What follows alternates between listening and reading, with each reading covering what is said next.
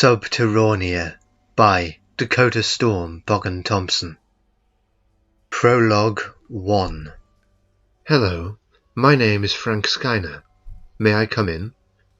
The small mousy girl led me into her living room and asked me to sit. On the phone you told me that you believed that a spirit was haunting this house, I said. That's right, said the mousy girl. What is your name? I asked. Helen, she replied. Well, Helen, I said, what are you not telling me? What? She replied. You are obviously the member of a cult, I said. What are you talking about? Cried Helen. You're a very good actress, I replied, but I can easily identify the mark of a cult. I don't know what you mean, Helen exclaimed. Yes, you do, I returned. Let me prove it to you. I stood up and took a breath. On your wrist is a tattoo of an eye, the pupil of which is a triangle. You have the same symbol hanging from your neck on a silver chain, and the most damning piece of evidence is your ears. They are pointed. That is one particular mark that the cult of the Red Goat used to identify each other. You're very observant, said Helen. But Bruno will soon deal with you. A large man stepped through the doorway into the living room and crossed his beefy arms. You are completely helpless, stated Helen with an air of pure confidence. Not quite, I remarked. When you led me into this house, you let me close the front door, outside of which is my good companion Rex, who at my signal shall speed through the aforementioned door which I did not close properly, and he will slowly and methodically render your bodyguard completely useless. He'd have to be the fastest and strongest man alive to defeat me, said Bruno. He isn't a man. He's a Welsh border collie. I clapped my hands together, and in 5 seconds my companion and greatest friend burst into the house, made his way to the living room, and began to savagely bite the back of Bruno's ankles, tearing them to bits. I took a crucifix from my pocket and held it before Helen's confused, hate-filled face and watched it contort. This woman had a demon within her. I grabbed the woman by her hair and pressed the crucifix into her forehead. Release this woman, demon. She is not for you. Catholic fool, hissed Helen. I am not possessed, but the unborn child within me is. Helen pushed me back onto the sofa and ran past the savaged body of Bruno. Rex, I yelled, catching my companion's attention. Fetch! I gestured towards the front door and watched the large dog bolt out of the room. I smoothed a rumple in my jacket and went to the front door. I looked up and down the road and spotted Rex tugging Helen back to the house by her foot. I had trained Rex myself and was proud of his abilities. He was naturally intelligent, and I am positive that he understood every word that I said to him. Helen was screaming and flailing, desperately trying to hinder Rex's progress. I ran over and signalled Rex to stop his task. Cunt! Screeched Helen. You will not succeed. Satan shall walk the earth. The souls of the innocent will be his, and God shall wither and die. Dream on, I said. I tore open Helen's button-up shirt and pressed the crucifix into her belly. Lord, let this child's soul be cleansed by your divine spirit. Let all of the forces of evil quiver as the demon that has corrupted this unborn child dies. Amen. My prayer complete, I watched as a thin stream of black liquid seeped from Helen's belly button, and she became limp. Rex had sat down and was watching me. I picked Helen up in my arms and quickly made my way back to her house. Bruno was moaning on the floor and had tried to reach the phone in the kitchen. After setting Helen down on the sofa, I dragged Bruno back to the living room and whispered into his ear. Tell your masters, wherever they perform their satanic activities, I'll be there in their dreams, their refuges, and I will crush them. Do you understand that, Bruno? The big man grunted in response. I left Helen and Bruno in the house and made my way home. When I went indoors, I found a letter addressed to me lying on the floor where it had been posted. I opened the letter cautiously and read it through. Dear Mr. Skyner, it has come to my attention that you are a master in the art of paranormal investigation. I have discovered a terrible threat which must be thwarted as quickly as possible. I believe that it would be wise if we joined forces in order to deal with it. Please meet me at 9 a.m. in Mablethorpe on Friday in the large car park next to the public house. I believe we met briefly at our party hosted by Mrs. Grabble in Harpenden about 5 years ago. If I remember correctly, a large man fell into a cupboard after slipping on a napkin that someone had dropped. Please do come. Breakfast is on me. Yours, P.S. I was somewhat surprised, but I did remember meeting someone who had a similar occupation to mine at Mrs. Grabble's party. I packed several sets of clothes into a large suitcase and collected together some of my more potent equipment that I felt may be useful. I slept for the rest of the day, with Rex curled beside my armchair. I had a long journey ahead of me the next day. End of Prologue 1.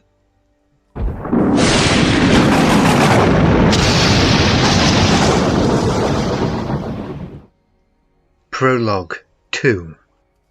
You can't kill me, cried the possessed woman. Nothing can hurt me now. I beg to differ, I said, pulling the cork from a bottle of holy water and splashing it into her face. The possessed woman shrieked as her skin sizzled. I pushed her to the floor and pulled a crucifix from my coat pocket. Your soul will be mine yet, Daniel Belcher, exclaimed the woman. With that said, the woman began to levitate. I held the cross out before me and uttered the words, Thou shalt not hurt me, for I am a man of God, and you cannot pierce the armour of my Creator that he, in his infinite glory, has surrounded me with by the simplistic use of a crucifix. As the levitating woman shot towards me, she seemed to bounce off of an invisible shield and was sent crashing into a wall. I walked over to the winded woman and took a firm hold of her hair and pulled back her head. Our time will come, you pathetic piece of shit, the possessed woman stated with a vile grin. The Master will rise, and you will fall into the flames and burn. You are very rude, I said, pressing the crucifix hard into the possessed woman's head. She writhed and wriggled, screamed and begged, but finally the demon died within her and seeped out of her ear. The bedroom door burst open, and the local priest came in with an expression of fury on his face. This has gone on long enough, Mr. Belcher, he cried. This woman needs a true exorcism, not your aggressive and brutal methods.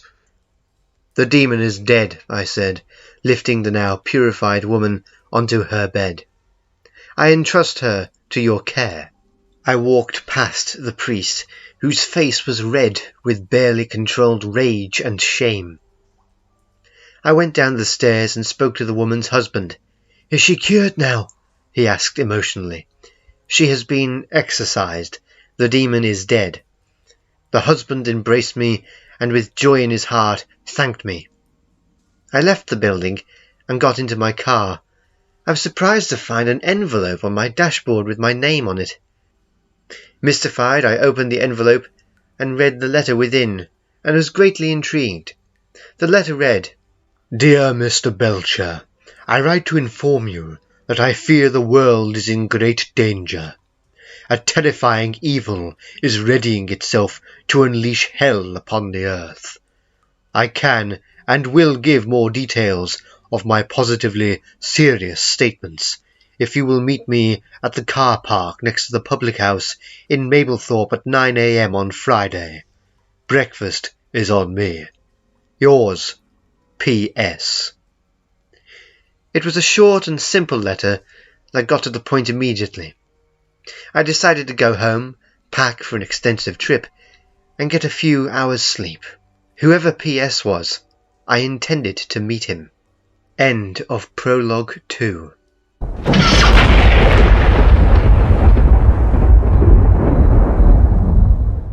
Act 1. It was raining. Such is British weather. I was waiting for my associates to arrive. I'd heard of their talents in various journals to do with the supernatural, how they had used their abilities to banish spirits and perform pagan exorcisms. Max, my faithful canine companion, was lying in the back of the car, fast asleep. He was the biggest Rottweiler that I had ever seen, and many others said the same thing. From what I had read, Mr. Skyner also owned a dog, a border collie of exceptional intelligence. I don't believe Mr. Belcher was in possession of any animals, but that is unimportant. I was sitting inside my Citroen Safari when they arrived. One of them was driving a Bristol 406, while the other was driving a Rover 80. I had not personally delivered the letters to my two comrades-to-be. I had employed a crow to do it for me. I thought that it would be quicker, and it most certainly was. I only hoped that I wouldn't be looked at as some sort of crank. Max's head appeared beside mine. He had been roused from his slumber by the rumble of the old car engines. I couldn't blame him. They were particularly loud. I watched them park up, and once their engines were turned off, I got out of the car and led Max out of the back to stretch his legs. The two other men got out of their own cars, Mr. Skyner following suit with his own canine companion. We all walked over to each other, and for a moment studied each other's faces and build. Skyner was broad and powerful, with a square jaw and a scar on one cheek. Belcher was not quite as broad, and was slighter in frame than him. Oddly enough, we were all around the same height, 6 feet 2 inches, give or take. "Nice cars," I said. They thanked me and complimented my own. "What's this all about, then?" asked Belcher. "Your PS." "I am indeed," I replied. "My name is Patrick Sycamore. I do believe that we should get some breakfast and tea. While we eat, I can explain exactly what is going on." "Fair enough," said Skyner. "I'm starved." We made our way to the public house and went to a table. I bought us each a bacon sandwich and a cup of tea. I had Earl Grey, while the others had Darjeeling. "You said that you'd explain why you needed to speak with us," said Belcher. "I did indeed," I returned. "The world is under threat from an evil that is merciless in the truest sense of the word. What I am about to tell you is not a story, but a fact. Buried history unearthed. Wolf Von Kaechele is a German war criminal and is possibly the most dangerous man alive. He was one of Hitler's best men, but he was also an old associate of Kaiser Wilhelm II and many other previous dictators. You see, Kaechele is a true madman. He has no morality. I don't even think he was born with one. He was born in Vienna in 1687 and was the only son of a member of the Black Arms cult. Throughout his life, he found himself surrounded by black magic of the most horrifying kinds. He only knows evil and endeavours to bring about the end of humanity. But he doesn't want to do it the way that most cults in our neck of the woods usually want to. He wants to use the power of the Void. Are you familiar with the place? My two acquaintances shook their heads and waited for me to continue. The Void is not a space between worlds. It is quite the opposite. It is its own dimension, completely separate to us and everything. That is what makes it so dangerous. The void is inhabited by creatures that are only dedicated to one thing, the destruction of all other life, so that their species of demonic entities can expand into all other dimensions.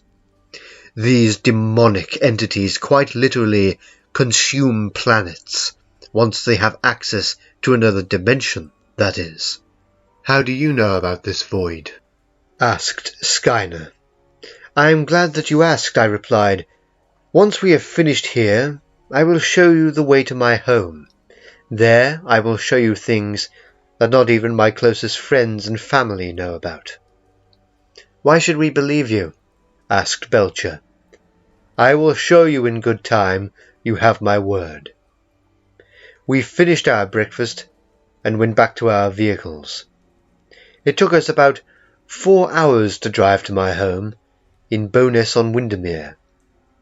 When we arrived, Skyner asked me why I had not just invited them to my home instead of choosing Mablethorpe as a meeting spot. I had to be sure that you would come, I replied. I've invited other people to my home in the past, and they never came. Like who? Asked Skyner. Like my sister, I replied. My house was like the perfect setting for a horror movie. It's big, dark, and has a history. Once owned by a powerful merchant who had retired to the country, its long history was plagued by murder, corruption, and, of course, spirits of the most foul kind. I had bought it at a very cheap price, not surprising, really. The postman always left the mail at the end of the path, and cats wouldn't even sit on the garden wall. Birds still graced the trees, but they would stop singing and fly away if the wind changed direction too quickly. Of course, over a period of several years, I had taken the task of redecorating the house into a livable environment to heart, and had personally exorcised all spirits from it. One spirit remained, however, the murdered bride of the retired merchant. I had found her body in the wall, reported it to the police, and although the case was closed, they took great delight in reopening it again and putting the name of the guilty merchant on their list of convicted dead. I even got into the newspaper. I think the ghost of the murdered bride, Evelyn her name was, felt grateful, so stuck around in the house as its guardian. Max is never disturbed by her. I explained this to my associates when we entered the building. I made us all a cup of tea, and we conversed in the living room. So, said Belcher, you were going to tell us how you knew so much about the void. Yes, I returned. Thank you for reminding me. Will you please follow me, gentlemen? I led them to my study, and heard them gasp in awe at the amount of books that I had in my possession. They were also rather amazed at my collection of holy relics and various artifacts that I had either been gifted or that I had used in my investigations and battles with the demonic forces. How did you get all of these? Belcher queried.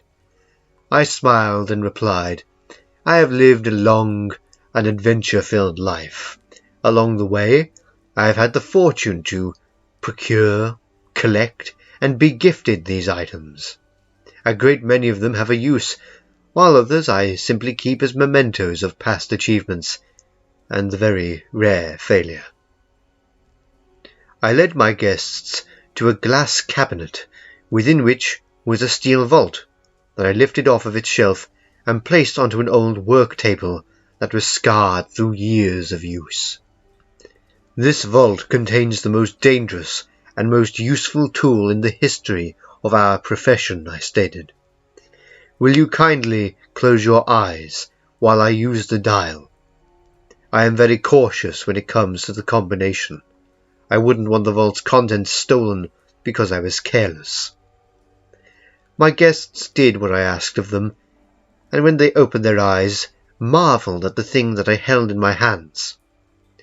"That book must be years old," said Belcher. "How old is it?" "Approximately 4,000 years," I replied. "It is not dangerous to handle it, though. A spell was placed on it years ago by a wise man who wanted to make sure that the knowledge within its pages could never be lost." "You mean that this book is indestructible?" said Skyner. "Exactly," I returned.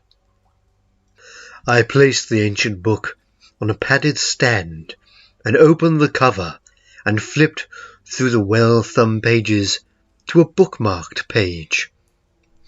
I call this book the Codex. It has information that, in the right hands, can destroy evil in a heartbeat, but, in the wrong hands, could easily spell disaster for humanity.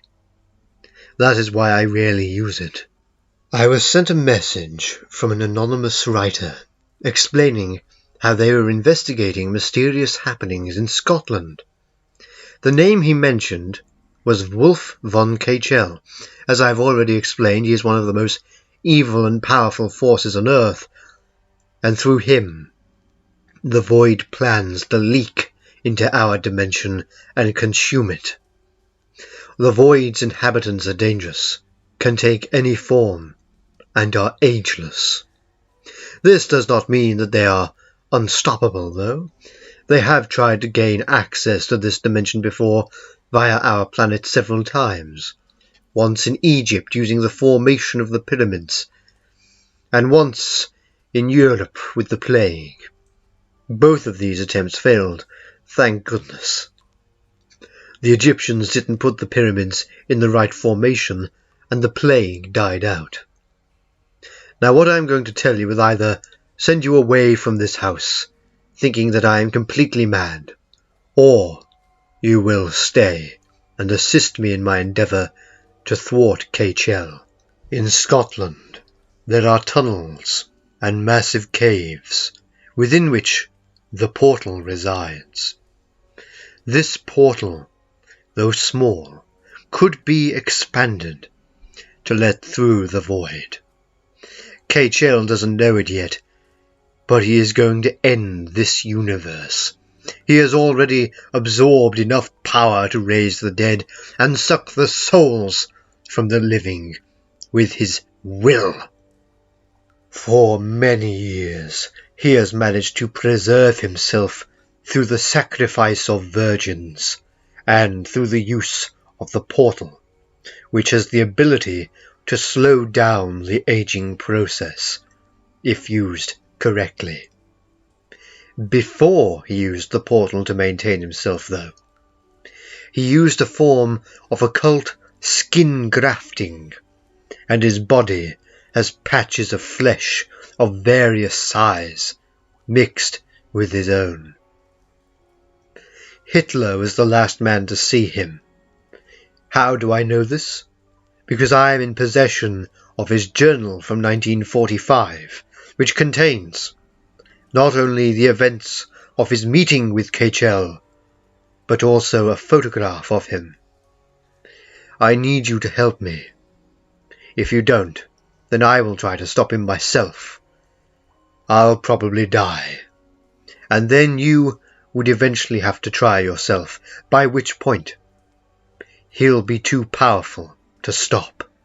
"I'll help you," said Skyner. "I seem to know the name Kaechele from somewhere in my past." "I'll help you as well," said Belcher. "You've presented us with nothing but facts, so I have no choice."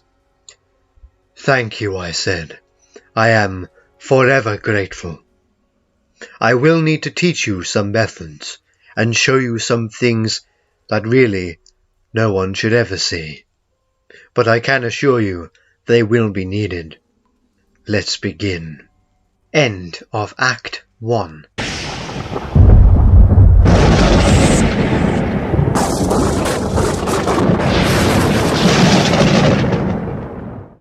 Act 2. Over the course of 3 weeks, I taught Skyner and Belcher a number of various methods that could be used for fighting the forces of the void. I taught them how to detect whether or not they were being deceived by the void. The Codex contained the information within it, and so, with no small amount of paranoia, I allowed them to study its pages. I forced their minds to memorize every word on the subject of the void. At the end of the 3rd week, I asked them to fill in a questionnaire, and they both passed with flying colours. We were ready to thwart the evils of both Wolf Von Kaechele and the void. Gentlemen, we will soon set off on our task. If we succeed, then we will have saved not only the human race, but the entire universe and all of the mysterious life that lives within it. But if we fail, the universe will be condemned to darkness and evil for all of eternity. Am I understood? My 2 comrades nodded in agreement, and I continued. From here we will drive to Scotland, to a mountain called An Sokak.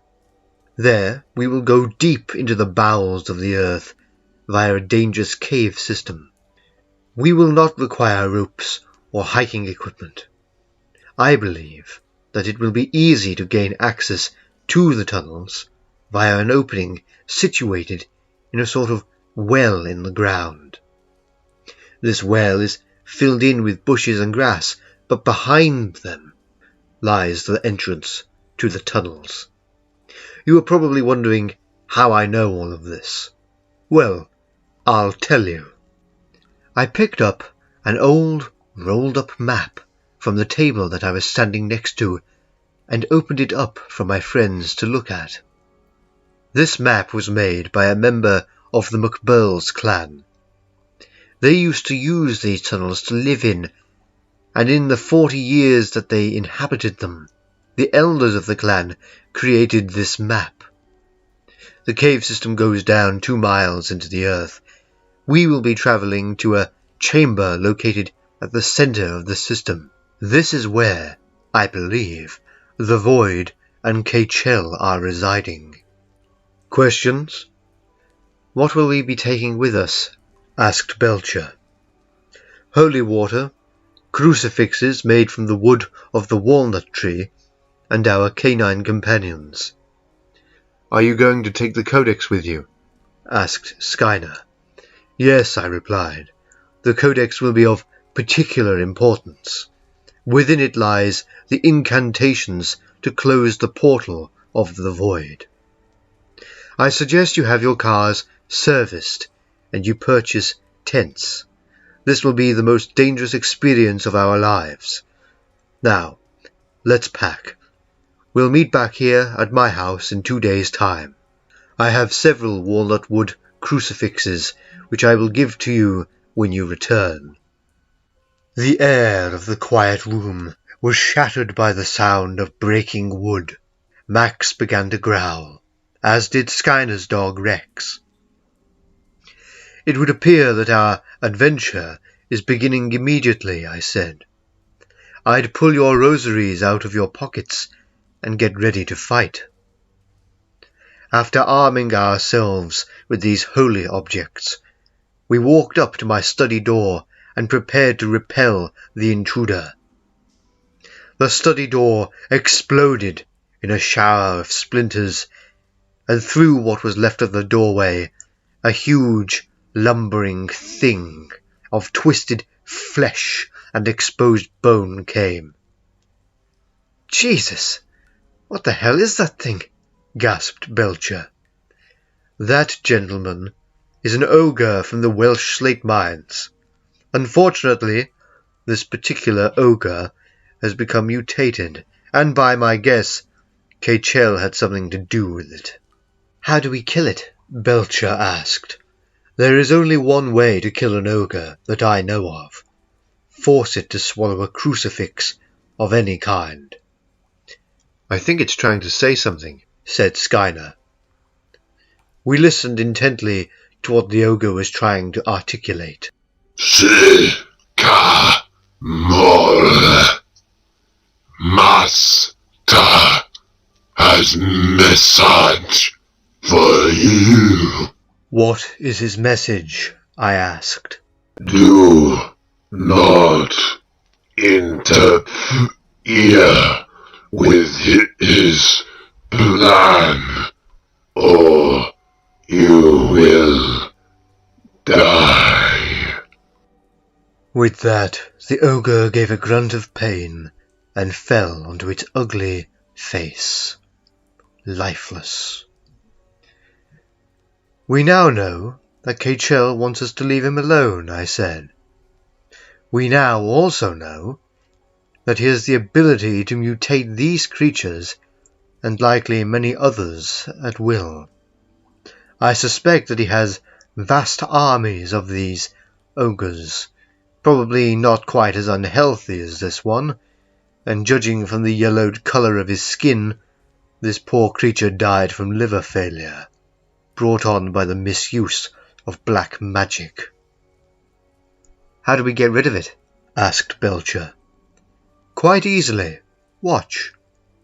Before our very eyes, the remains of the ogre began to harden and slowly but surely turn to stone. The stone began to turn white, and the transformation was complete. I walked over to the solidified corpse and pulled off a large chunk of the body. Ogres turn to chalk when they die naturally, I explained. What happens when you kill one with a crucifix? Asked Skyner. They explode, I replied. That afternoon, we broke up the rest of the chalk corpse and dumped the rubble in my back garden. What kind of mutation do you think that was? Said Skyner. Chemical, I think. I've seen mutant ogres before, but admittedly, I haven't seen one quite as badly damaged as that one. We are going to need a weapon to take with us, stated Belcher. The only weapons that we require, I said, are our faith, some holy relics, holy water, and the codex. You can't be serious, said Belcher. We'll be slaughtered. Trust me, I returned.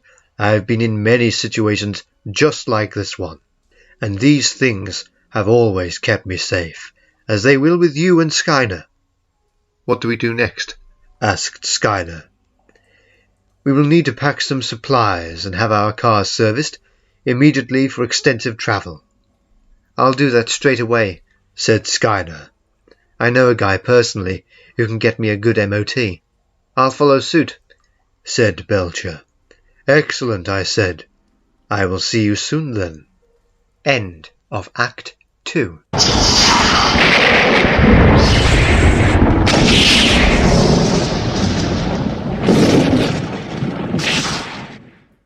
Act 3. While Skyner and Belcher prepared for our journey, I had my car serviced and packed several sets of clothes ready for an extensive trip. I also packed a very old knife that I had found on holiday in Peru. I had seen its handle poking out of the ground in a mass of reeds and vines. I had researched the knife and discovered that it was the weapon that had been used by an obscure Aztec leader to kill the last of the bog giants. I also had a pleasant gift of red roses delivered to me by a flower company. My sister had sent them as a belated birthday gift, and I put them in a vase on my mantelpiece. They really did give life to the room. Skyner and Belcher arrived on a Tuesday and told me that they were ready. I got into my car and we set off for the mountain of An Sokak, which is located about 3 miles from the A93 road, which goes from Perth to Braemar. It's not the biggest mountain in the world, standing at the height of 3,097 feet. I was more concerned with how deep we were going to have to go underground. It took us several hours to reach the lay-by that I had marked on their satellite navigation systems, and we were all greatly relieved to find a tea-van that had set up its trade in it. When I went to get us some tea and cupcakes to refresh ourselves, I asked the man inside whether or not the police ever came by the area. "No, nae police ever come by here. Nothing goes on. There hasn't been an accident here in over 10 years. None I've heard of anyway." "Excellent," I said. "Me and my 2 friends over there are going hiking to one of the mountains, like we did when we were at university. We put a time capsule in the ground, you see, so this is like a trip back in time for us." "Aye, me and my brother did something like that once. Which mountain are you going to anyway?" "An Sokak," I replied. "You dunna want to go there. Bad things happen there," said the Scotsman. "What sort of things?" I inquired. "About 30 years ago, a group of girls from a convent came here and hiked out to the mountain. According to the story, the nun who was head of the hike was the only one to get away. Anywho, she said that the mountain and Sokak had swallowed up all the girls and not even left a shoe." "That sounds terrible," I said. "Did they ever find any of them, dead or alive?" "No," replied the Scotsman. "Not a trace." "What happened to the nun?" I asked. "According to what I've heard, she went raving bonkers, nearly died from self-imposed starvation, but later recovered and lives around the area." "Have you ever seen her here?" "Aye, she stops here daily for a cup of coffee. In fact, you're in luck. Here she comes now." I turned my head in the direction that the Scotsman indicated, and saw an elegantly shaped woman in hiking gear trudging towards the van. Her hair was a searing red, and her eyes were dark and mystifying. "I'll pay for her coffee," I said. "I'd like to talk to her. She rarely ever says a word, but that'll be £1.10 for the coffee with 2 sugars and a wrap biscuit." I paid the man his money and met the woman with 2 long strides. "Who are you?" she asked as I passed her the coffee and biscuit. "Hired help?" "No," I replied. "My name is Patrick Sycamore. I'm an investigator. I was wondering if you could answer a few questions I had regarding the mountain An Sokak." The woman visibly shuddered. "It's cursed. I was there when the girls disappeared. You don't need to waste your time asking me questions. Your police already have all my statements." "I'm not from the police," I said. "Well, who are you from, then? The TV?" "I investigate the paranormal," I replied, "as do the 2 men who are waiting for me to get them their tea and cake from the refreshments van." "Are you investigating the girl's disappearance?" asked the red-haired woman eagerly. "No, but it is my firm belief that I know who did it," I replied. "Are you going to the mountain?" asked the woman. "We are," I returned. "I'll come with you." "Are you sure? On such short notice, aren't you afraid that the same events could transpire?" "I want answers. You can help me get them," she replied. "Very well," I said. "I'll get my friends their teas, and we can talk. I'll tell you what we are doing here, and you can tell us what we can do to find the answers that you are looking for, if I don't know them already." The red-headed woman consented and walked over to my car and leaned on the bonnet. When I gave my comrades their teas, they asked me why she had come over. She holds vital information about the mountain. She can help us, and we can help her. We all piled into my car, and she told us all what she knew about her experience all those years before. Me and the girls were there for a camping trip that the Mother Superior had organised. She thought it would be good for them to learn how to survive for a week in that way, the red-haired woman said. "How rude. My manners are rusty. My name is Morgana. I'm not used to talking with other people." That's quite all right, I said. I do that sometimes as well. This is Daniel Belcher and Frank Schuyler. Please, continue.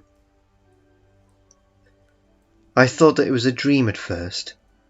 It felt like it must have been, said Morgana. There was a whisper, but not like the ones that ordinary people do, more like the whisper of leaves when they rub together. It was almost like the barely audible sound of static on a television. I have difficulty explaining exactly what it was that it sounded like. It was like nothing I've heard before. I felt goosebumps come up on my skin, and the light of the day seemed to darken. It had been quite a warm day, but it suddenly felt freezing. I was just going to speak to the girl next to me. Judy was her name, with blonde hair and hazel brown eyes, when I realized that nobody was speaking. I looked around and there was no one. All of the girls had disappeared. I ran around for hours, calling their names until my throat was hoarse. I heard no reply. It was as if the mountain had swallowed them up. Almost like the elements were partaking in some bizarre feast of flesh. After that I ran to the road and managed to hitch a ride to the nearest town. There I immediately called the police, and for 3 weeks we searched. They had dogs, villagers and police searching for any trace of them, but we didn't find a thing.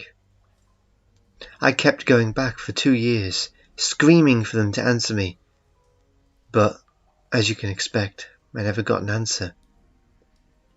I received counselling and had to undergo psychological tests. I left the convent and moved to a nearby town. Every day I jog or walk along the road, hoping to see those girls again. We were silent.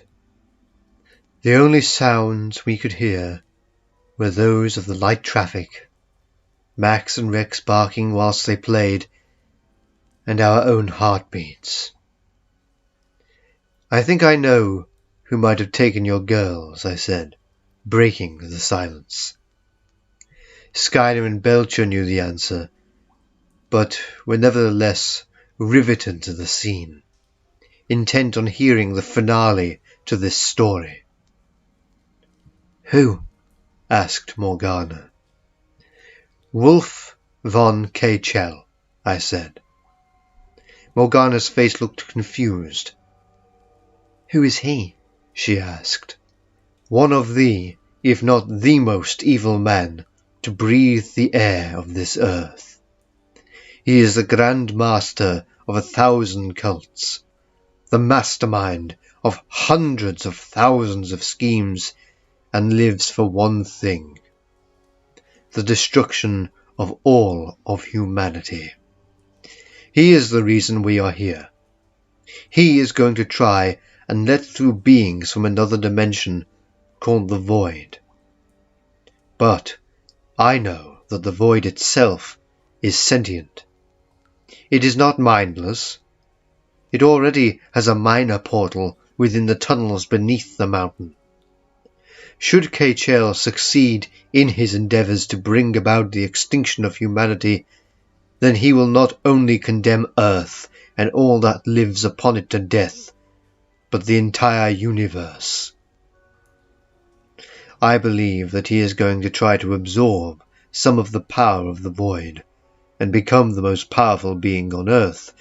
We have to stop him before he gets to that phase of his plan. I want to help, said Morgana. How can you, though? I asked. I still entrust myself to the Lord. I left the convent, but not the church. I do charity work. I'm still a nun. What type? Asked Belcher. Carmelite. I sat back in my seat. It had been a long time since I had been in the presence of a Carmelite nun. They hold great power and are one of the most powerful forces of good on the earth. Do you have a rosary? I asked. Yes, Morgana replied. It is in my pocket. Then you can come with us, for you are under God's protection, and in your presence so are we." "When do we begin our hike?" asked Skyner. "Immediately," I replied. End of Act 3.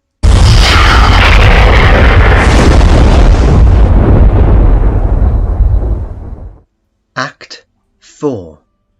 The ground was rough. Sharp pieces of rock protruded from the grass. Max and Rex easily picked a way over the harsh terrain. "How far do you think we have to walk now?" asked Belcher for the third time in an hour. "About 20 minutes, I replied. "You all should have worn hiking trousers and jackets like mine," said Morgana, "not tweed suits and overcoats." "That may be true," I responded, "but it does give us some small amount of camouflage against any sentries or guards that Kaechele might have set." "I must stick out like a sore thumb then," said Morgana. "Unfortunately so," I said. A loud crack in the air brought us to a halt. The dogs were silent, and we all held our breath. "What was that?" asked Morgana. "If my memory serves correctly," I replied, "that is the call of a goblin." "Goblin," said Skyner. "like from fairy tales?" "Not exactly," I replied. "You've evidently never seen one before. They are somewhat different to the ones depicted in children's stories." "Do they have protruding teeth, arms down to their feet, and fingers that drag on the ground?" asked Belcher. "Yes," I said. "They're about 3 feet tall and have pointed heads." "There's one standing behind you," said Belcher. I span round and stared down at the hideous creature.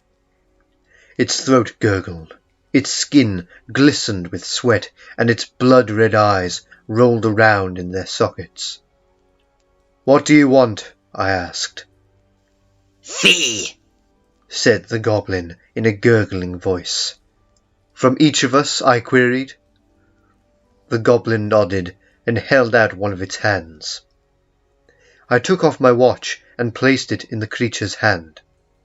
Skyner took off a silver ring from his right hand and gave it to the goblin.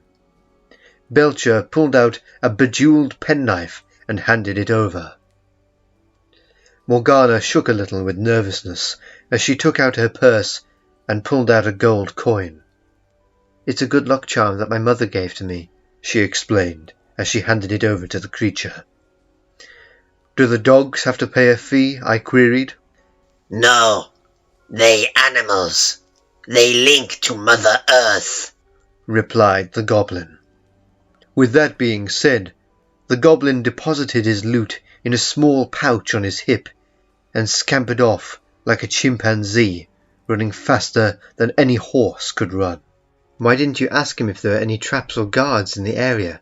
asked Belcher. "Goblins don't work for anyone," I replied. "There is not even the remotest chance of that creature working for Kaechele, and because of their extremely reclusive nature, I have a strong feeling that he doesn't even know he's around." "How can you be sure, though?" said Belcher. "We could be heading into a trap, and that goblin could tell Kaechele where and when to spring it." "I've had many experiences with goblins. They don't work for anyone in the world, only themselves. They won't even work for each other." "Are they traders?" asked Morgana. "They are," I replied. "They will trade information and occasionally objects if you have something that they like." "How do we know that Kaechele hasn't traded something with the goblins in the area, and that they won't tell him that we're coming?" said Skyner. "Although I can understand your concern," I said, "we are safe. He asked us for a toll, which means that we are on his land, and that he is unaware of anyone else on it, and beneath it." "Are you sure?" asked Belcher. "Positive," I replied. We should get moving before it's dark. We need to set up our tents. We continued to walk for another 20 minutes and came to the base of the mountain of An Sokak. It was a raw place, beautiful, but raw. In half an hour we had set up our tents and built a fire from what we could find. "How are we going to light it?" asked Morgana. I took some tissues out of the bag that I had carried on my back and stuffed them into the pieces of wood along with any other scraps of notepaper that I had in my pockets, and lit it with a match. The paper caught, and we were soon warming our hands in the heat of the fire. "It's a funny thing, fire," said Skyner. "Some people swear it's alive." "Well," I said, "fire is an element, and it does eat and breathe." "Does it think as well?" asked Belcher with a chuckle. "I don't know," I replied. "It's one of the mysteries that I've never managed to resolve." "Have you ever been camping before?" Morgana asked me. "Yes," I replied, "when necessary." My hair stood on end. The sound of static filled the air. Max came to my side. "It's happening," said Morgana, her voice muffled by the static sound. The colour drained away. Everything went black and white. "Everyone, join hands," I said. "Why?" asked Daniel. "Don't ask silly questions. It'll become evident." We all joined hands, and I held onto Max's collar, and Skyner held onto Rex's. The wind blew all around us. The campfire roared, and we were cold. The campfire died. My skin went clammy, and the wind disappeared. I could not see my companions, but I could hear them. "What's going on?" queried Belcher. "Where are we?" said Skyner. "We are within the tunnels," I said. "How can you tell?" asked Morgana. "Listen," I replied. "The sound of our voices is echoing off of the walls. I can hear water dripping, and if I'm not mistaken, I can hear bats fluttering and squealing." "Have we sunk into the ground somehow?" asked Skyner. "No," I replied. "That is an impossibility. We have been teleported. Through some sort of magic, we, and I suspect our belongings, have been transported underground, and, by my guess, we are not alone." "What makes you say that?" said Morgana. "So many questions," I said. "Listen." We fell silent.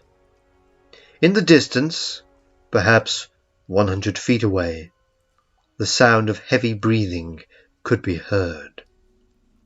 "Do you think it's another troll?" asked Belcher. "Yes," I replied. "I do believe so." "What do we do?" asked Morgana.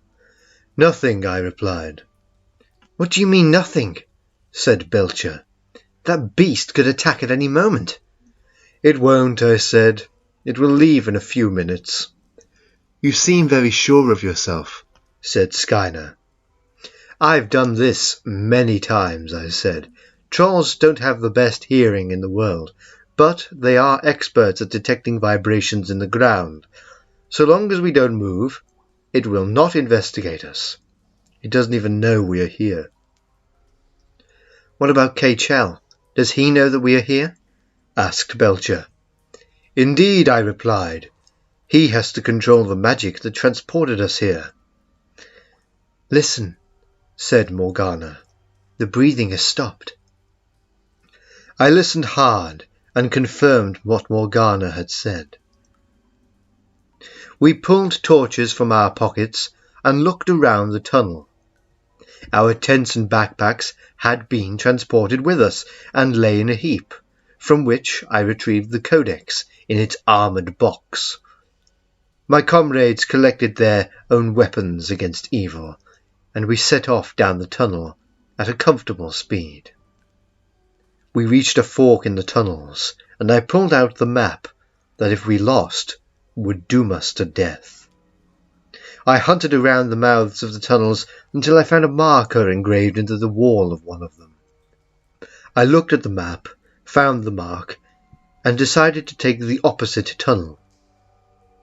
"Do you know what is down the other tunnel?" asked Skylar. "According to the map, it's an empty chamber, a dead end. I have a strong feeling that the trolls would use it for sleeping in." "How can you be sure?" asked Skylar. "The people who made this map engraved certain marks and copied them into it.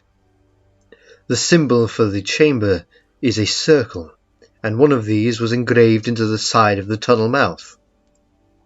We carried on for about 45 minutes in silence, Max and Rex barely making a sound as they padded along beside us.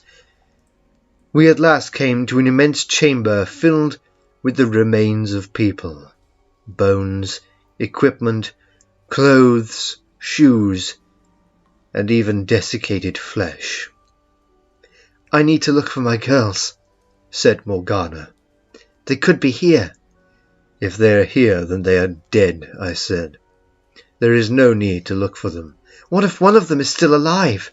said Morgana. "Then they will not be here." "Why are you being so heartless?" said Morgana, stifling a sob. "Because we are on a mission," I replied. "If the tunnels do not cave in at any point, then we can come back and search.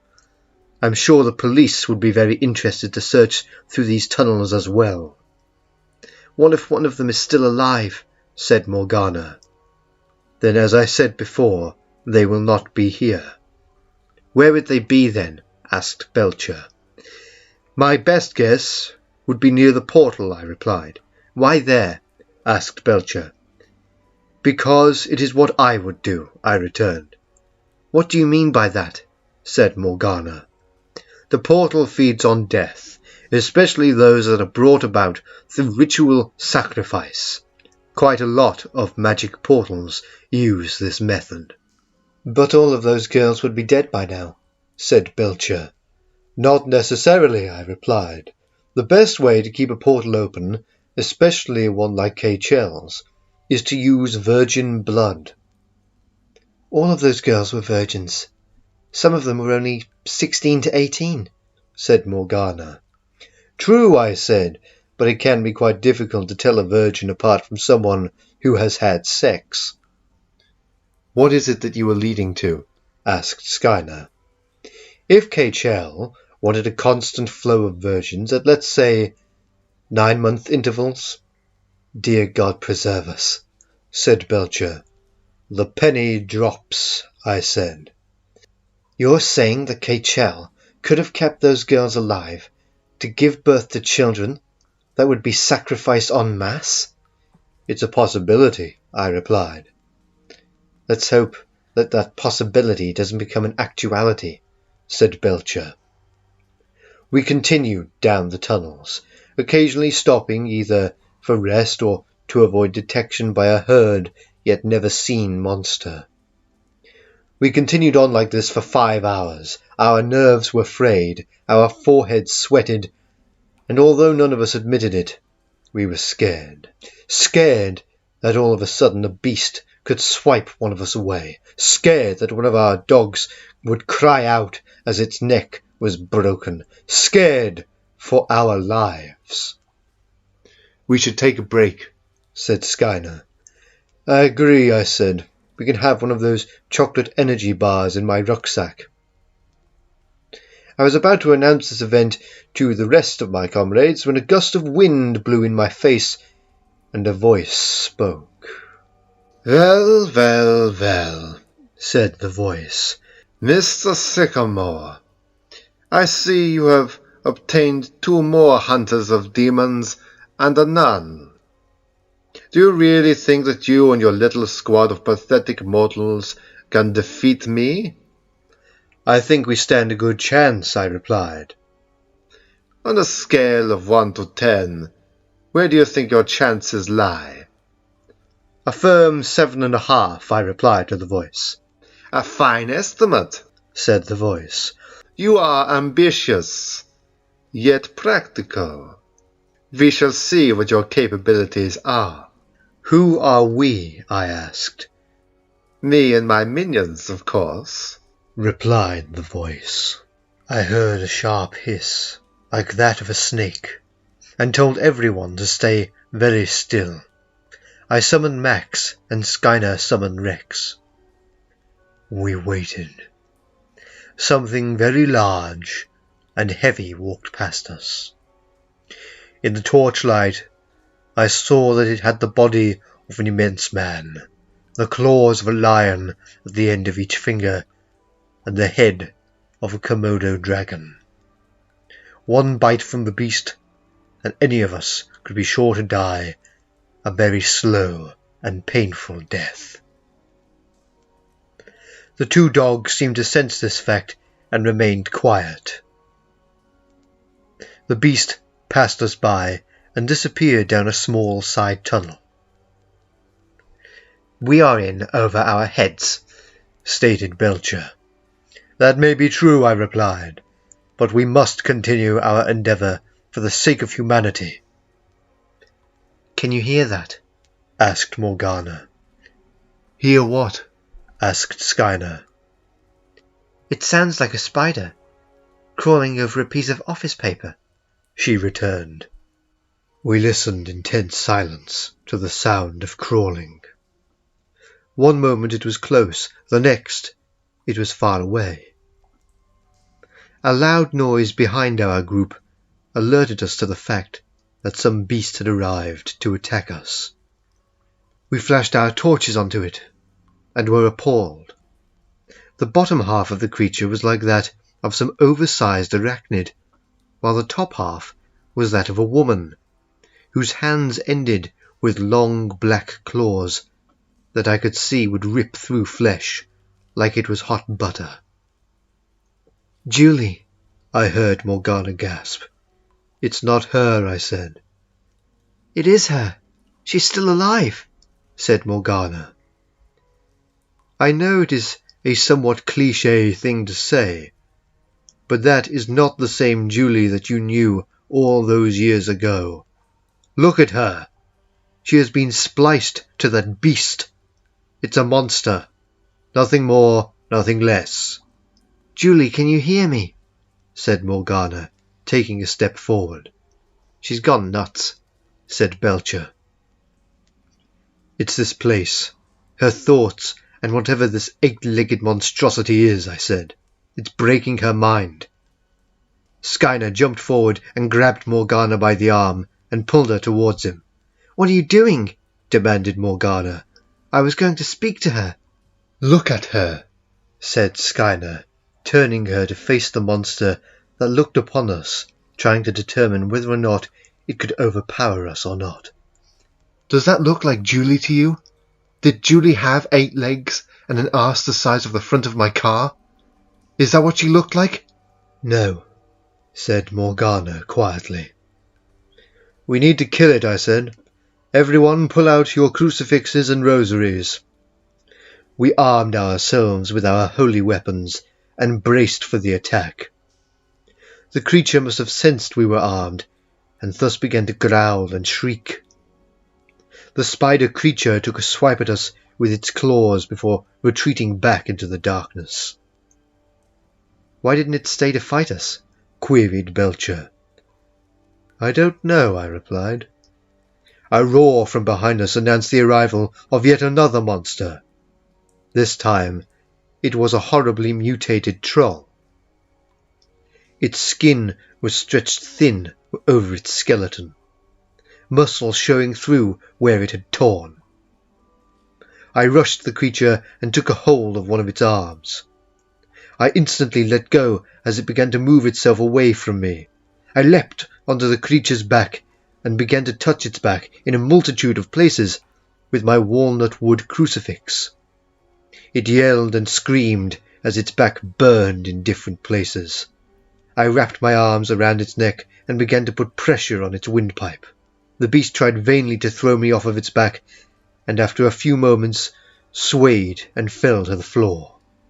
I stepped off of the creature's back and touched its head with the crucifix. Where the crucifix touched, a cross-shaped hole in its forehead appeared. The mutated troll began to moan and shudder and splutter as its skin seared and melted. The troll's skin began to change colour, and just like the one that had come to my house, turned to chalk. "How did you do that with such ease?" asked Skyner. "I've had to do it a lot in my life," I explained as I approached my comrades. "A lot of demons are very large, but for all of their posturing, the one thing they are completely incapable of doing is reaching their back with their hands. It's one of their most commonly overlooked weak spots." "Where's Morgana?" said Belcher, flashing his torch around the tunnel. "She was standing right next to me," said Skyner. "She must have gone looking for her former friend Julie. That thing will tear her apart," I said. "Wait, can anyone else hear somebody running?" asked Belcher quietly. "Yes," I said. "Someone is approaching us. Be ready." We shone our torches in the direction of the running feet, and within moments a girl wearing only a rag around her waist that was stained with blood and other fluids came into view. She stopped about 6 feet from us and shielded her eyes from the light of our torches. "Are you all right?" I asked. "Are you here to rescue us?" she asked. "How many more of you are there?" I asked. 10, she replied. The girl dropped her hands from her face and slumped to her knees. I approached her cautiously and held my crucifix before me. "Do you feel repulsed by this item?" I asked her. "No," she replied with a sob. "Why would I?" I took off my overcoat and got her to put it on and button it up. "What has he done to you?" I asked. "You don't want to know," she said. "I need to know," I said. "Any piece of information on the madman could help us with our crusade." "He's got some sort of funny accent," the girl said. "I think he's German. The things he did to us. He's used us to... The girl began to quietly cry. "I suspected as much," I said to my comrades. "Kaechele's used them like factories. Truly a morbid act." "Why are you here?" the girl asked. "We are paranormal investigators. Our field of expertise reaches from the simplest banishing of a spirit to the slaying of beasts, and of course exorcisms. Sycamore is the most knowledgeable of all of us and got us to help him," said Belcher. "Help him?" said the girl. "I am here to kill Kaechele," I said. "We are here to ensure his absolute and total destruction." "We came down here with a woman," said Skyner. "Morgana," said the girl excitedly. "Yes," I replied, "but she ran after one of Kaechele's mutants that she thinks is still one of your lot." "Julie," said the girl. "Correct," I returned. "Can you take us to where the other girls are being held?" asked Belcher. "Yes," the girl replied. "Maybe Morgana has found them there." "I hope so," I replied. "Otherwise she may meet a grisly end." "Your bedside manner is terrible," said Belcher. "I'm afraid my honesty is rather brutal," I said. "This way," said the girl. "The girls are just down this side tunnel." End of Act 4.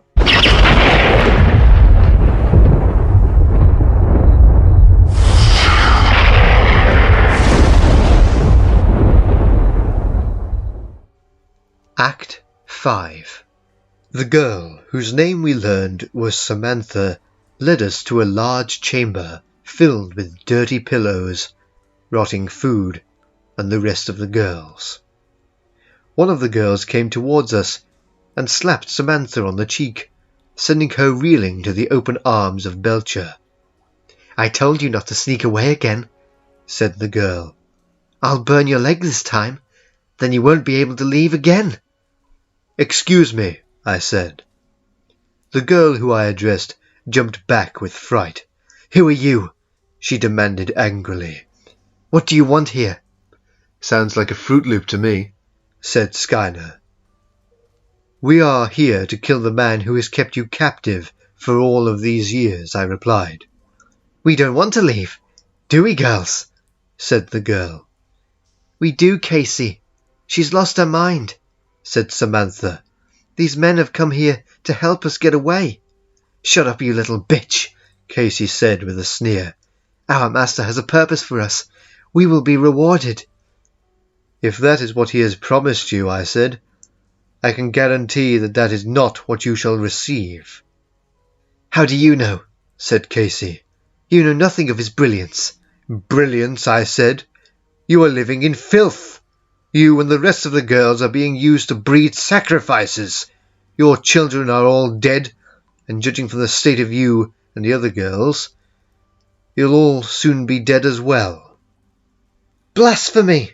cried Casey, pulling from a hidden secretion in her loincloth a sharpened piece of bone. I grabbed her arm as she plunged the makeshift knife towards me. "You are demented," I said, twisting her arm and forcing her to drop the weapon. "No!" she screamed. "No one is more powerful than him. You can't do this. We will be his brides, and our children will claim the earth for us." I pushed the girl to the floor. "When we all get out of here, which we will, whether you like it or not, which is irrelevant, I'm going to personally get you some psychological help. Kaechele's poisoned your mind, and like a snake bite, that poison needs to be sucked out." I walked over to the other girls and crouched down to comfort one of them. "He's remarkable," Samantha said. "He is indeed," returned Belcher. I called my colleagues over and explained the situation to them. "All of the girls here are pregnant," I said. "How far along?" asked Belcher. "2 of them are 3 months by what they tell me, 3 are 5 months along, and the other 5 are 8 months along." "So really we need to get them out of here," said Skyner. "Yes," I replied. "I suggest that you use the map to get to the entrance and get these girls to the road." "Sycamore," said Belcher, "have you noticed that these girls still look like they're in their teens?" "Yes," I said. "Kaechele has no doubt put some sort of preservation spell on them to keep them young and healthy. That's why they are not ill from living in this squalor." "How do we know they won't just rapidly age?" Belcher asked me. "Once they're out of range of the tunnels, which is where the spell is likely contained, then they'll just age the same as they should have. There won't be any rapid aging. We're not in a movie." "I just can't quite believe that this is the way that they have been treated. It's inhumane in every sense of the word," said Skyner. "I couldn't agree more," I replied. "How will you know where to go if we take the map?" asked Belcher. "I have memorized the map. I could trace my way along these tunnels just using the walls whilst in pitch darkness."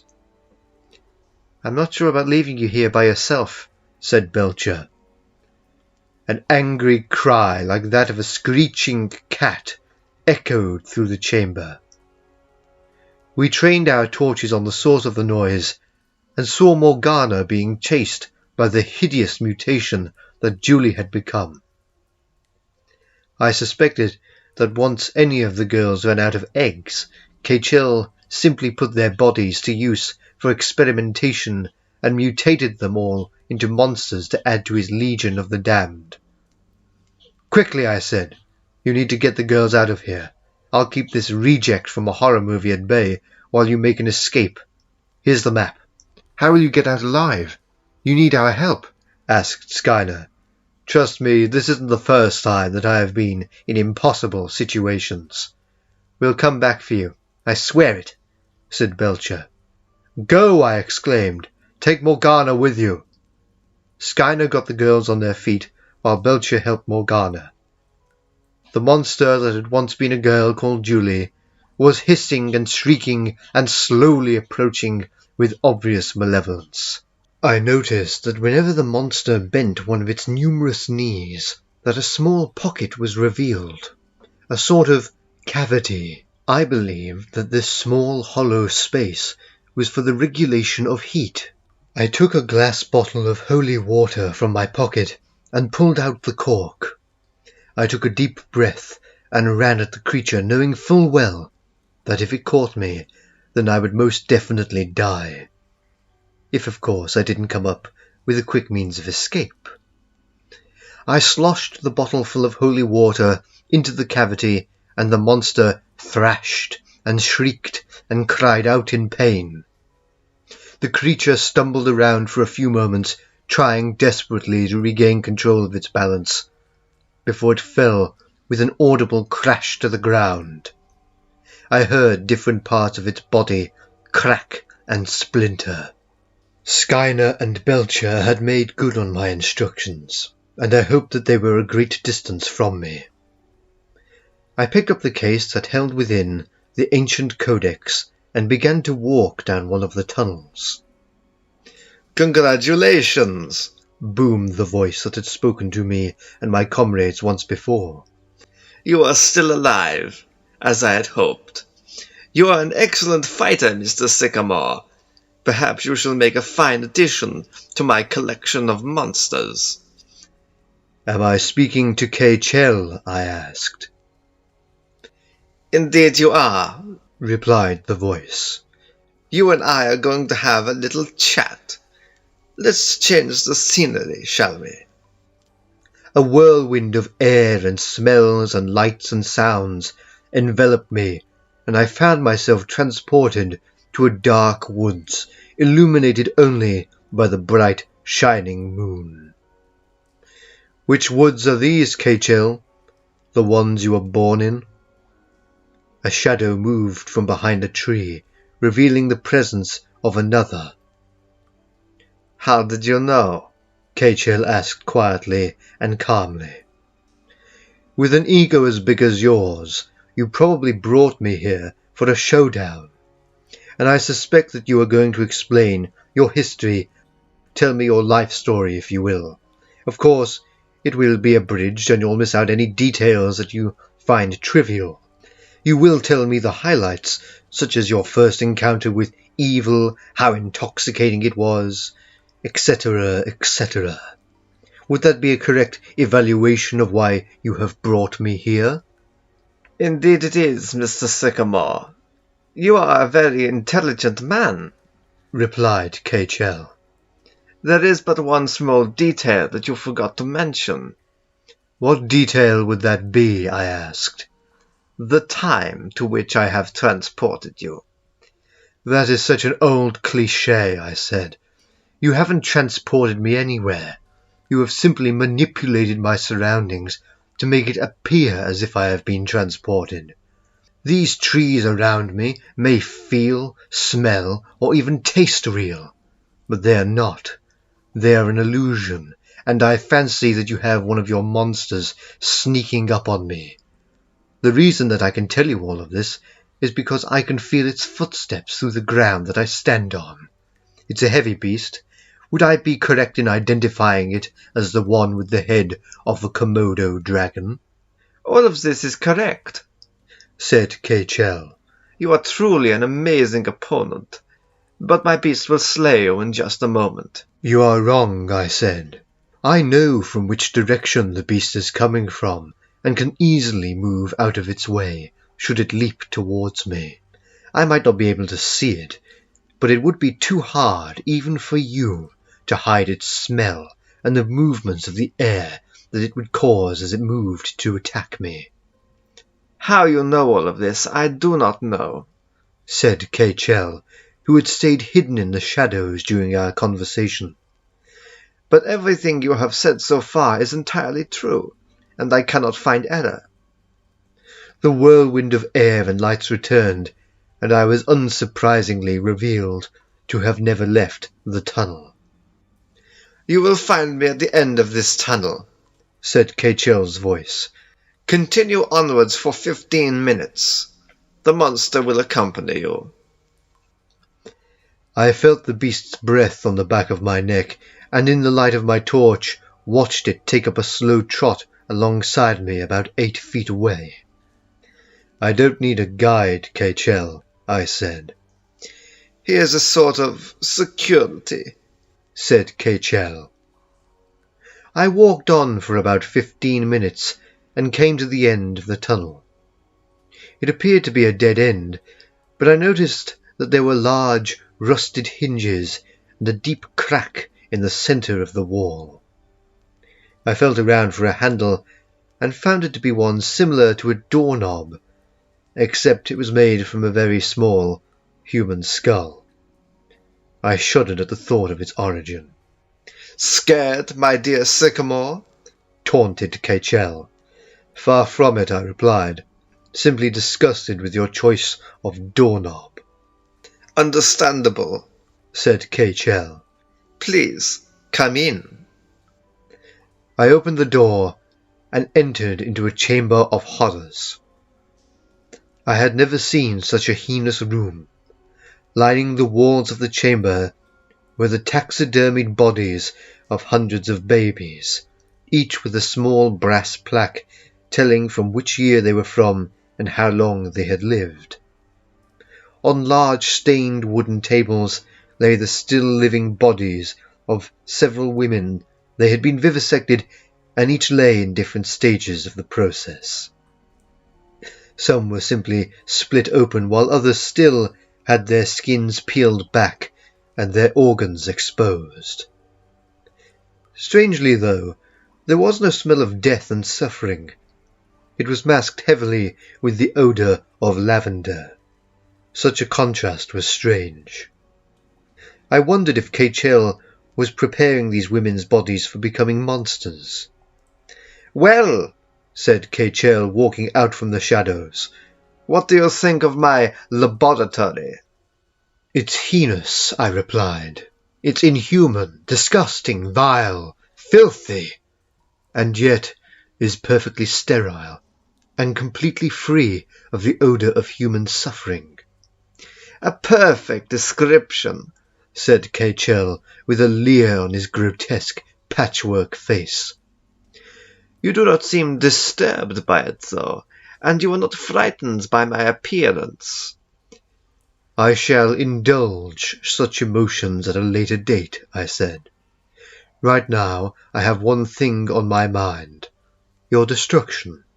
"Now really, Mr. Sycamore," said Kaechele. "surely you know that I am not here in the physical form, but am in fact projecting myself here for your benefit." "Oh, but you are here," I said, "for I can feel your footsteps on the concrete floor."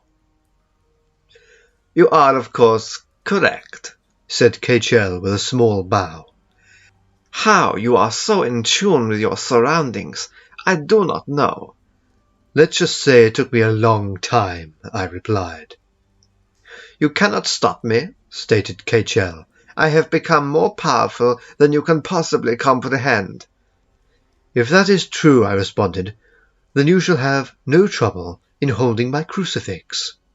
"Certainly," said Kaechele, taking the crucifix that I held out to him. The evil man held it firmly in one hand and smiled. "See," Kaechele said, "I am unable to be harmed by the instruments of God." "So it would seem," I replied, taking back the crucifix. "Perhaps you would like to try something else," said Kaechele with an ugly grin on his hideous face. "Indeed I will," I returned, "when I feel that the time is right." "You don't have long to live," said Kaechele. "What makes you think that you will have the time to attempt anything else?" "I am curious to see the rest of your progress in what I personally consider to be obscene magic." "I see," said Kaechele. "I will allow this, for it seems reasonable to show you, seeing how it is your last request." "We'll see," I said. "Very well," said Kaechele. "As you yourself said earlier, I have a large ego. and I suppose that I can indulge it in showing off. Follow me, please. Kaechele turned on his heel and strode towards a dark doorway, through which he disappeared. I followed a moment later and prepared myself to see things that no man or woman should ever have to bear witness to. Kaechele was a big man. He was broad and powerful, and he was about my height. He was dressed in a black suit with matching shirt and tie, and walked with a limp. He exuded the purest of evils from every pore of his body. I felt a little concerned at the prospect of fighting him. He was truly a demon in a man's body. Kaechele led me to a chamber about the size of 2 large football fields, filled with sleeping monsters. Some were the size of houses, while others were the size of insects and were contained in jars on shelving units. A great many of the monsters had a person integrated into their bodies in some way or another.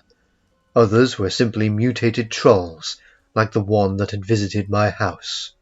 Wonderful, isn't it? Said Kaechele. In a morbid sort of way, I suppose it is, I replied.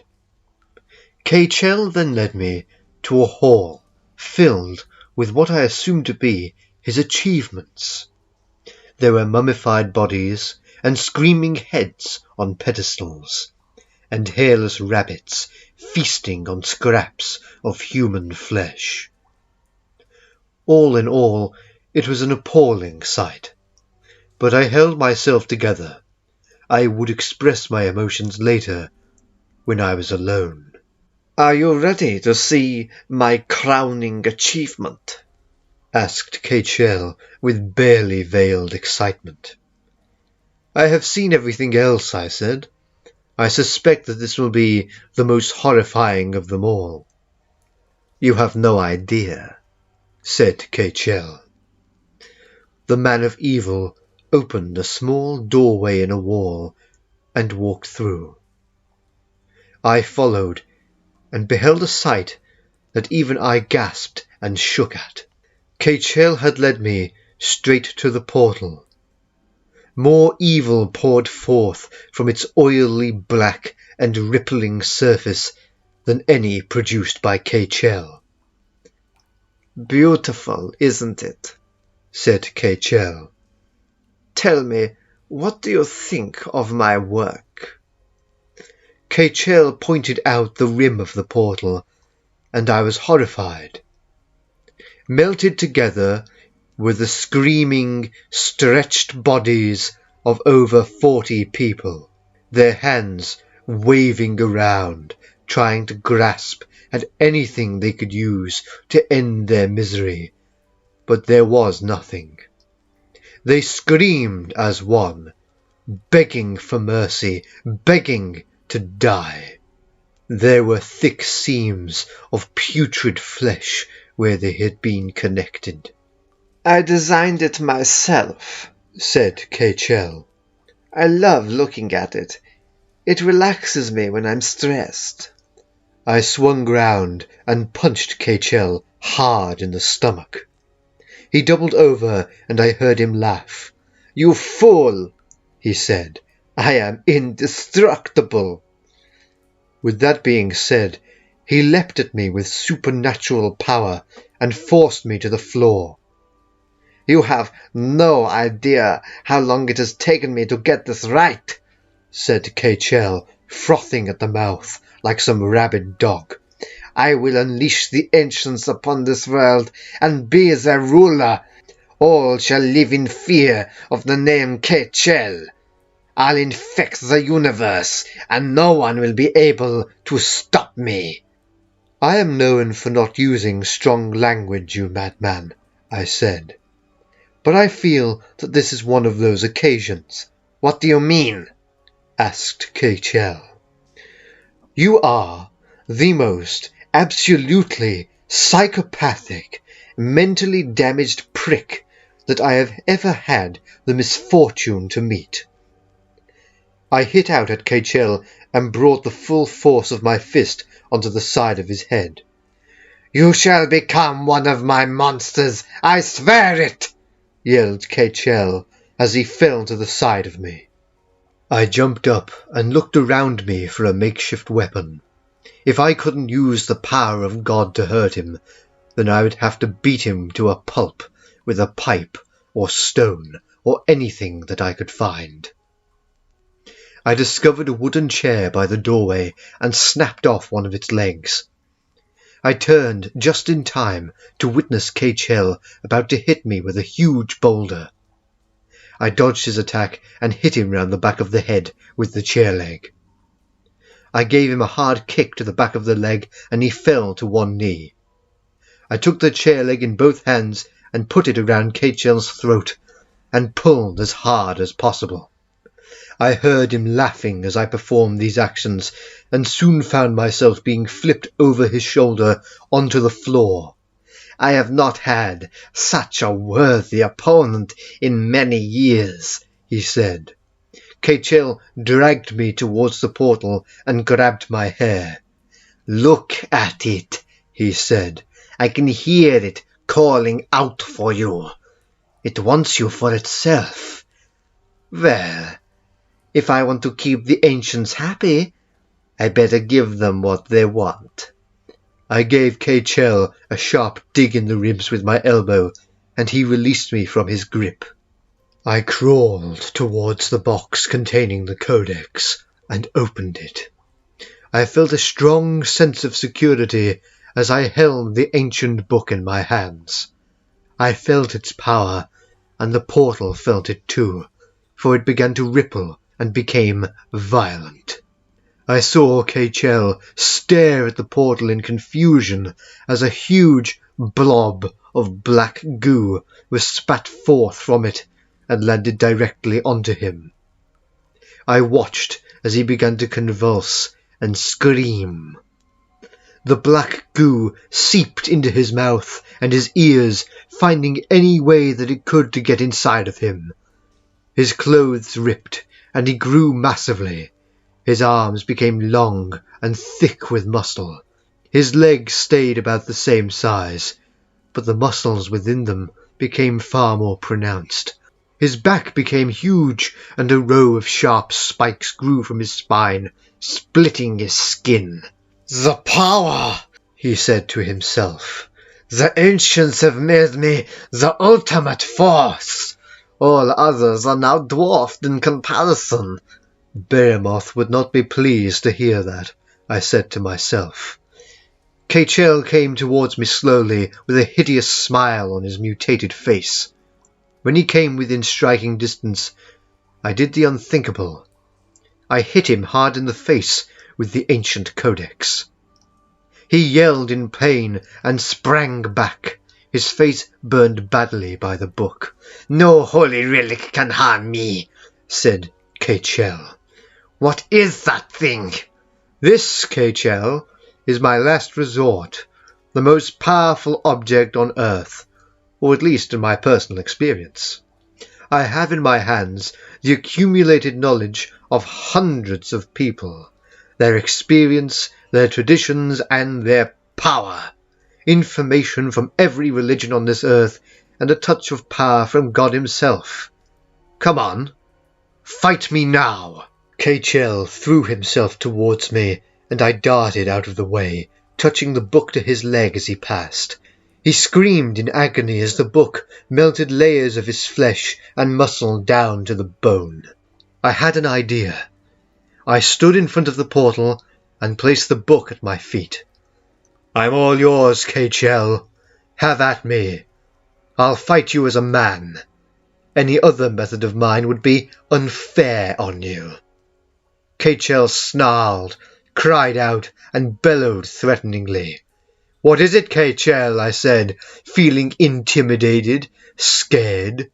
"Or are you just a coward?" That was the straw that broke the donkey's back. Kaechele hurled himself at me with no regard for his own safety, and as he did so, I ducked down, and with a smile on my lips, heard him scream as he realized that I had tricked him so obviously into jumping into the portal. I turned to see his feet just entering the portal, never to return. Letting out a sigh of relief, I sat down on the boulder that Kaechele had tried to kill me with earlier, and tried to calm my shaking muscles. I opened the codex to the page that held on it the words necessary to close the portal. I felt exhausted. My mind told me to sleep, but I could not allow that to happen. I began to recite. Humala osgwelshana skaturoi zi kong tong e pridoterat zi griols staplasia sneeuchi neai ocha dimensio. Amen. The portal began to shimmer, and I heard loud and angry cries from within it. For a moment I thought I saw a face pushing against the slowly disintegrating surface of the portal. But it was gone in an instant. End of Act 5.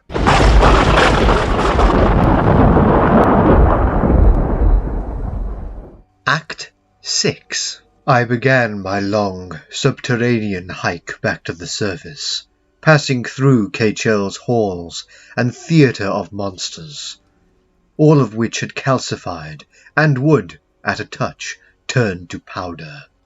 I was glad that all of the monsters who had been so cruelly mistreated had died.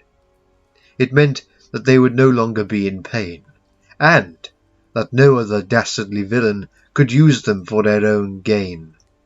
The rim of bodies that had surrounded the portal had also turned into a calcified mass. Thank goodness. I'll never forget those screams. They should not be forgotten. I had been walking for 2.5 hours when I distinctly heard the sound of feet coming directly towards me. The next moment I was blinded by a bright torchlight. "There he is," I heard a familiar voice say. "Skyner? Belcher? Is that you?" I called. "Are you all right?" Skyner asked as he came within touching distance. "I'm still alive," I replied. "After what I've been witness to, though, I may never be quite the same again." "What do you mean?" Belcher asked. "Kaechele had created a huge army of beasts, and the portal had warped his mind beyond madness. He was not human anymore. He was nothing more than a demon that hell would not have welcomed." "Sheesh," said Frank Skyner. "We're about half an hour away from the exit. You okay to walk?" "I am perfectly capable," I replied. "What happened to the girls? Are they safe?" "They're fine," answered Belcher. "We called the police and left them in the hands of that Scottish roadside cafe owner and Morgana." "Did you encounter any of Kaechele's beasts?" I asked. "One," replied Skyner. "It was ugly as anything, but you were right about getting on their backs. Once you do that, they're completely unable to fight back." When we exited the tunnels, I found myself in the presence of a crowd of policemen hunting around the area. "Are you all right, sir?" said one of the officers. "A little bruised," I replied, "but I think we'll live." "There's an ambulance by the roadside cafe," said the policeman. "You can get medical aid there." "Is there anyone else around here that we need to search for?" "In the tunnels," I replied. "It's an absolute labyrinth down there. There could still be people down there. There's plenty of bones. You'll need a team of professional cavers for a proper search." "Here," said Skyner, pulling a piece of paper from his overcoat pocket.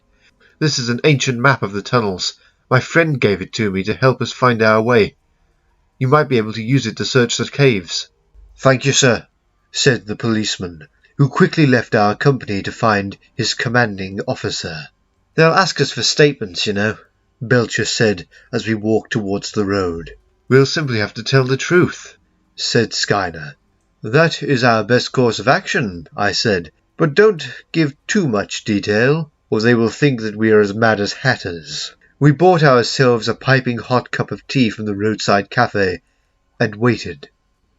We were soon approached by a rather fat policeman holding a notepad, and he asked us some questions. Could you tell me your names, please?